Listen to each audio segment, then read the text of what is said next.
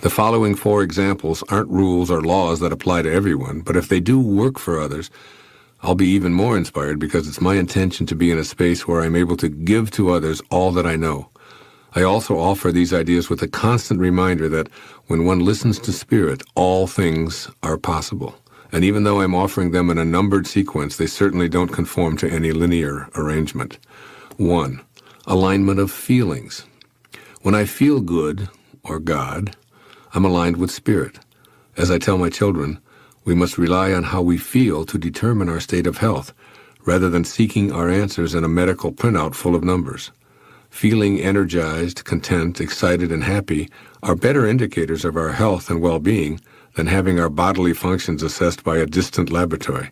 A positive, honest response to the question, does this or will this make me feel good, tells us immediately if we're aligned with our creative source or not. 2. Alignments with nature. Everything in nature is in spirit. It isn't spoiled by ego, nor can it ever be. So when nature speaks to us, we should listen intently. When a wild bird touches us, for instance, or a fish brushes by when we're swimming in the ocean or a lake, I believe that it's a direct communication from our source of being. Since these creations of God instinctively keep their distance, when they depart from their DNA patterns to actually contact us physically, I think we should pay attention. So be aware of episodes in nature that arouse spirit and kindle an inner spark of awe and admiration for you. You don't have to discuss it with another being. If it has meaning for you, it's valid. Listen to the winds, the critters, the clouds, the rains, and the oceans. Listen to it all. Indeed, nature has much to teach us, and it will help show the way. All we need to do is align with its perfection and note how it aligns with ours. 3. Alignment with events. Strange occurrences and seemingly inexplicable events may actually be our all-creating source lining up coincidences, in quotes, to teach us and show us the way. The reason we begin to notice all this type of aligned synchronicity is because we've tuned into it. The teachers have always been there, but now we notice them. And our noticing indicates a new level of readiness to listen to our ultimate calling. In fact, these alignments can take some really interesting forms. The same numbers showing up, for example. We awake precisely at 4:44 morning after morning and then see those numbers appear on the odometer, on the radio, as a checkbook balance, at the deli counter, and as an assigned number for a charity walk, causes us to ask, what's going on here? The answer is that the universe is using us to be receptive and pay attention. It's not about playing all fours in a casino or the lottery. It's about knowing that these seemingly accidental repetitions are actually invitations from Spirit to join it.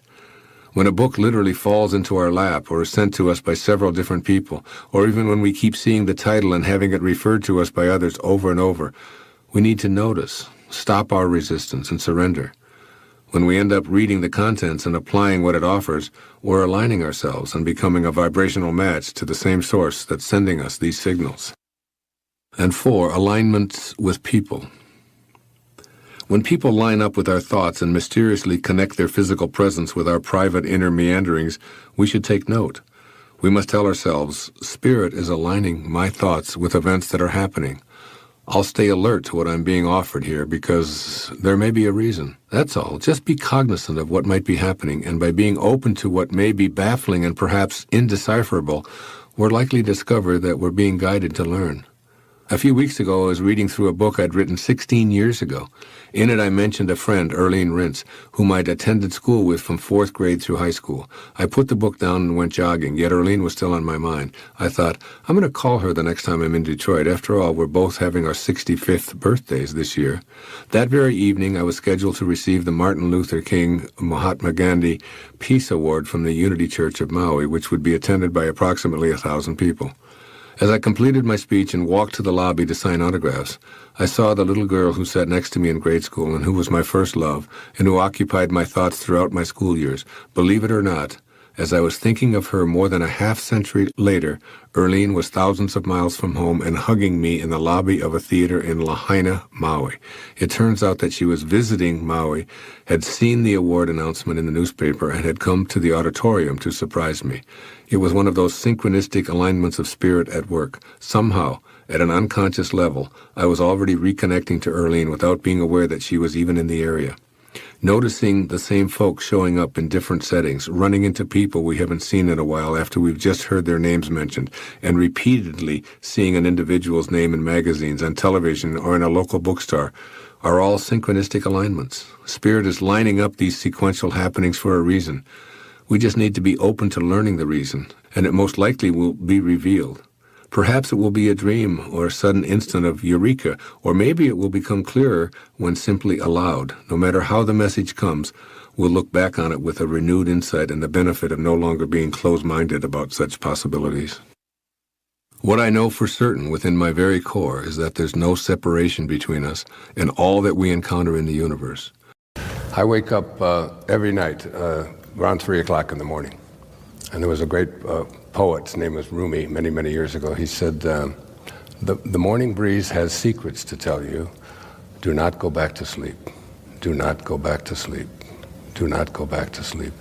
And many of the books that I've written when I've been awakened, and there's something, what is it? What is it that awakens me? It's like I can almost tell you the exact time. It's like, because in a film I did years ago called The Shift,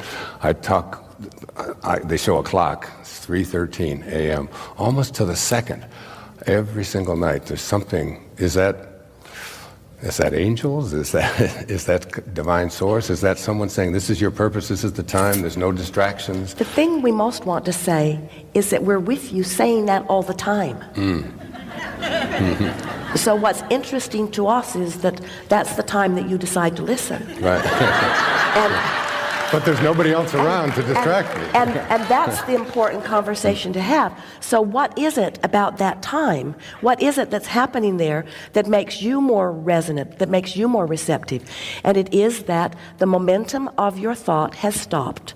So there is no contradictory vibration going on within you. So you're more likely to hear. The way we've been defining that most recently is that when you wake up in the morning, you have the potential of being in that highest frequency, because while you slumber, your point of attraction, the momentum of your point of attraction stops.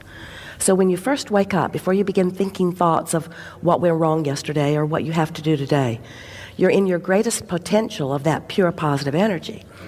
So if you can focus there and allow a little momentum to get going, what happens is it isn't something that just happens, it's something that you focus yourself into being. But when you focus yourself into that, you tune in, is the best way of describing it. You tune in to that source energy consciousness who has always been aware of everything you're doing, but there's a big difference when you tune into it and you consciously are aware of it. In other words, source is there for everyone all the time. We don't need to talk you into that. We're always there. But when you know it, when you're not doing that thing you do that is preventing you from knowing that, that's when you have those wonderful moments. And you can do that all the time. So sometimes you have beliefs that do not serve you. But when you first awaken, those beliefs are quiet enough that you can find a fresh one that comes from source, that is about who you really are and what you really know. Is the reverse of that if you awaken and you have a very positive thought? That is, I'm going to heal myself. Well, that's a wonderful thing. Once you get that momentum going, if we were standing in your physical shoes, if the thought felt good, we'd think it. We'd think more about it. We'd talk about it. We'd write it down. We would discuss it with others. We would deliberately encourage that momentum. But if it's an uneasy thought, if it feels uncomfortable, then we would do our best to generalize it. The more specific you become in a thought, the more momentum. The more general you become in a thought, the slower the momentum. Can you have a thought, like I talk a lot about the I am discourses. I am as the name of source, another name for source. If you are feeling weak, but you have a thought saying, I am strong, I mean, that's one of the lines from the book of Joel. Let the weak man say, I am strong. If you continuously say, I am strong, or I am well, or I am healed, or I am wealthy, or I am positive, or I am loving. It makes sense. It makes sense, but there is a effort factor, a backfiring factor that Sometimes every subject is really two subjects, wanted and absence of it. So if you are feeling not strong and you say, I am strong, which end of the stick are you activating?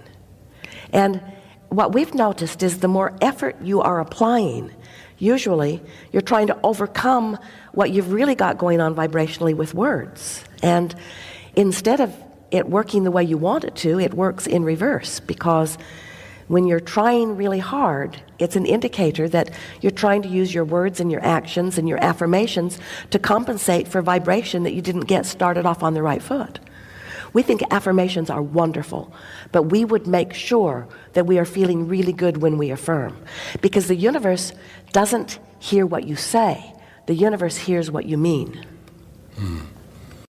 I wrote a book years ago called Inspiration, using the two words inspire, inspirado, inspire, in spirit. And there was a great teacher on this planet a couple of thousand years ago named Patanjali, and he said, when you are inspired by some great purpose, some extraordinary project, that all of your thoughts break their bonds, your mind transcends limitations, your consciousness expands in every direction, and you find yourself in a new and a great and a wonderful world. Perfect. And then he said, dormant forces, when you're inspired, dormant forces, faculties and talents come alive. And you discover yourself to be a greater person by far than you've ever dreamt yourself to be.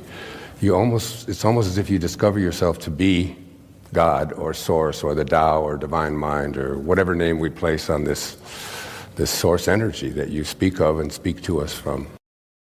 Your consciousness expands in every direction. It means there's no up and there's no down. It means there's no right and there's no wrong. It means that there's no north and there's no south. It means that there's no beginning and no end. You begin to move into a consciousness place within yourself that you'll find yourself, when you move into spirit, you're going to find yourself doing things that you don't understand why you're doing them. In 1994, when Immaculée was imprisoned in this tiny little bathroom with 7 other people with no facilities, she did something that I found so astounding. What she did when she entered that bathroom is she asked the pastor whose home she was in, do you have an English and a French dictionary? And she learned English while she was being hunted to be killed. For what reason? Why would someone who is in that kind of a state practice, day in and day out, up to 8, 10 hours, and she couldn't speak. They didn't speak for 91 days. No sound whatsoever.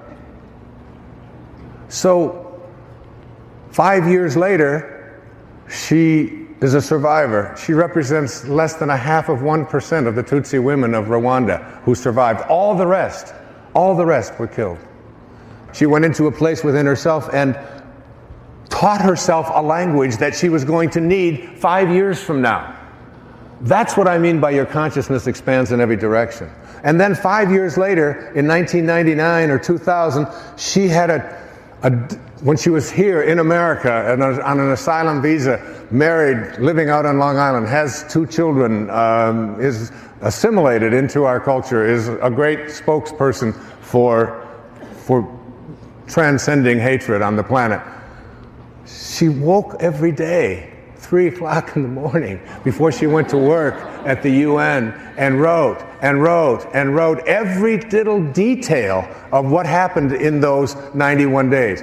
150,000 words she wrote and gave that to me 5 years after that. But how did she know in 1994 that she was going to be in America and coming up on a stage like this and talking to our country in a language that is her 3rd language? How did she know that? Your consciousness expands in every direction. When you have an inkling, when you have, like Ryan, when you have a feeling within you that this is something that you have to do, that you can't be stopped from doing it, the whole world changes. And you start and you listen to it. And you find yourself, if someone hands you a book and then someone else talks about that book, and then someone else mentions it, and then you see the author on television, and all of a sudden you start saying, wait a minute, I've got to listen to this. I am being directed. I'm being called. I trust in this. I totally, completely trust. Your consciousness expands in every direction when you enter the world of spirit, and you get yourself pulled in these directions, and you allow yourself to be pulled in that way. That's what I mean by your consciousness expands in every direction. Nothing is impossible, and whatever you find yourself doing, that's what you allow yourself to do, and what you allow yourself to be. There's a great quote by Rumi. He's just one of the greatest. Every tree and plant in the meadow seemed to be dancing. Those which average eyes would see as fixed and still. That's what happens when your consciousness expands in every direction. You see, you understand the Tao. The Tao is like it's the silence between the notes that makes the music. It's the space between the bars that holds the tiger. You're a sculptor, and you sculpt yourself a vase. And what do you think makes the vase? What makes the vase is not the tile, and it's not the substance of the material.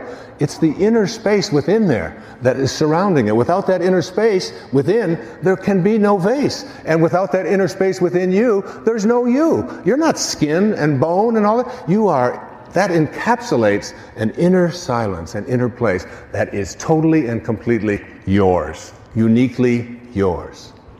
Your consciousness expands in every direction. When you do, you start practicing things like kindness, where judgment was before. I've often said that when you have a choice to be right or to be kind, just pick kind.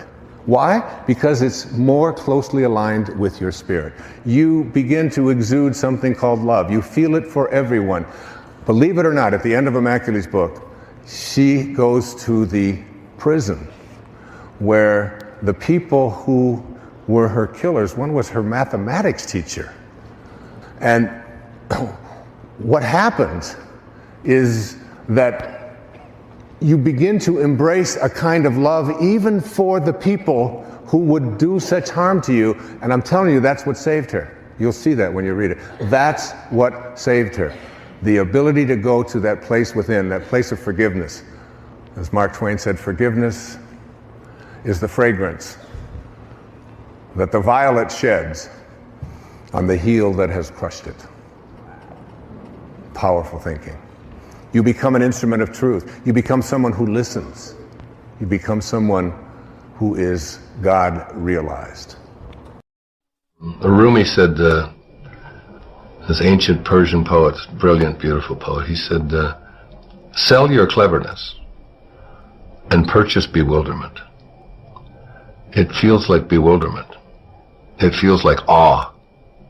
It feels like, even as I think about it now, I can feel myself tearing up behind my eyes, because only I know what is going on behind my eyeballs. It feels like so glorious and so sweet and so trusting, so knowing. You know, there's just this powerful knowing that you're not alone. There's this, that it's like there's a safety, there's a sense of that you're not alone. I had this great experience years ago. There's a friend of mine, he's on KTAR, a radio station in Phoenix. His name's Pat McMahon, Irish Catholic guy. And Mother Teresa is to be his guest, right, on the same day that I'm his guest. So we're in the studio, and Mother Teresa comes in. Now she's about 4'10", maybe weighs 80 pounds. And she's there to talk about a homeless shelter that she slept in the night before, to tell the people of Phoenix about this homeless shelter. And I'm there to talk about a book that I don't know which one it was. It was 10, 15 years ago. So Pat asks, tells Mother Teresa, is there anything that I can do for you? And you can imagine the bewilderment and the awe that this is an Irish Catholic guy from, living in Phoenix, and Mother Teresa, a saint, is coming there. And, he's just bewildered. He's beyond bewildered. He just doesn't know what to do with himself. He's just so honored. And he says, is there anything I can do for you? Is there anything I can do? And she said, no. She said, I just came here to talk about the homeless shelter. He said, but Mother Teresa, he said, we have a 50,000 watt clear channel station that goes in every direction. And it's like he's got his ego involved. Like we can help you to raise a lot of money for your work and your mission in Calcutta. And she said, no, I'm not interested in raising money or your radio station getting a... She said, I just want to talk about the homeless shelter, that's all. And he's exasperated. And finally he's down on his knees. Really. And finally she says, stand up. She said, you seem so serious. She said, there is one thing that you can do. And he just stood up and he said, well, what is it? I'd do anything. She said, well, tomorrow morning, she said, get up at 4 a.m. And she said, and go out onto the streets of Phoenix and find someone who's living there, who believes that he's alone, and convince him that he's not. That's what you can do. And behind the feeling we're talking about here is this feeling of aloneness for so many people who are lost in the world, that I don't have like a connection to something greater than myself. I've come to believe that who I am is what I do, and what I have, and what other people think about me, and who I am is separate from everybody else, and who I am is separate even from what I'd like to attract into my life, that I'm separate from all the things that are missing, and I'm separate even from God, and that there's a place within me that knows that I'm not separate from any of that, that if there's no place that God is not, or that source is not, or the energy that provides, that is always giving and always creating is not, if there's no place that it is not, then it has to be in me. I know that. And if there's no place that is not, and it has to be in me, it has to be also in everything that is missing in my life, or that I think is missing. It's there too. So that in some mysterious, invisible way, I'm already connected to everything that's missing in my life through something called spirit. And when I recognized that I'm not here as this human being having a spiritual experience, when you recognize that your essence is that you are a spiritual being having a human experience, not the other way around, when you really get that, I mean, not that you can say it and it's clever, but when you know that who you are is this essence, you don't see, there's no other, there's no them. There's nothing outside of you. You're connected to everyone and everything. As the Native Americans, you'd say that no tree has branches so foolish as to fight among themselves. And begin to awaken to a new level, to a whole new level of experience. You'll see it this way. The first thing you'll notice is a tendency to think and act spontaneously, rather than on fears based on your past experiences. In other words, you begin to trust and surrender and to have a sense of spontaneity about your life. And you're not always focused on whether it's going to work out or not going to work out, and be afraid if it doesn't. And those thoughts are you're no longer wanting those thoughts to expand in your life. And then you'll notice an unmistakable ability to enjoy each moment of your life. Every moment becomes an exquisite part of your existence. And you'll find yourself, even in times when you used to think of them as boring or routine, like, maybe getting in an airport and being delayed for a couple of hours, you begin to find an unmistakable ability to enjoy that, and to not judge it, and to see it for what it is, and to even be grateful for it, that you're not getting on a plane that wasn't supposed to leave at that time. You begin to see it that way. And you begin to enjoy the little things that we so take for granted, and the quiet times, and even driving back and forth to work, or you find yourself having this unmistakable new ability to enjoy every moment that you find in your life and to treat it all as a gift. It's a sign of the awakened life. You also find that you're developing a loss of interest in judging other people. You're off of judgment. You're moving beyond that. You understand the truth and the notion that you don't define other people with your judgments. You define yourself as someone who needs to judge. That each one of us is defined by our own thoughts and our own actions. And even those people who are behaving in ways that are antisocial and that are criminal and so on, you find yourself less judging them and more seeing them for what they are. Not saying that they shouldn't be held accountable and responsible, of course. But that judgment, that inner hostility, that inner anger toward them is replaced by a sense of wondering, how could that little baby at one time who was in its mother's arms turn out this way? What created that? And I wonder if there's anything I can do to help eliminate that in other children, rather than the judgment. You find a loss of interest in interpreting the actions of other people. You don't become this great interpreter for what everybody is and what everybody is doing. The awakened life beckons you to just sort of observe it, to note it. And even in your own behavior, you become less inclined to interpret it and more inclined to say that this is just an indication of where I am or where I am not at this particular moment. And with no need to analyze it, you begin to see how everything fits together rather than analyzing every little bit of life and interpreting everything for people. You try to do less of that and more of seeing how we all fit together. The awakened life means a loss of confrontation. You're no longer interested in it. It just isn't important to you. It's like having to prove yourself and make a contest out of everything. It's just no longer there for you. The real sense of the awakened life behind that is that you don't have to make anybody else wrong. And you don't have to make yourself right. That's the real sense of awakening, when you begin to know that there's much more to life than making a contest out of it.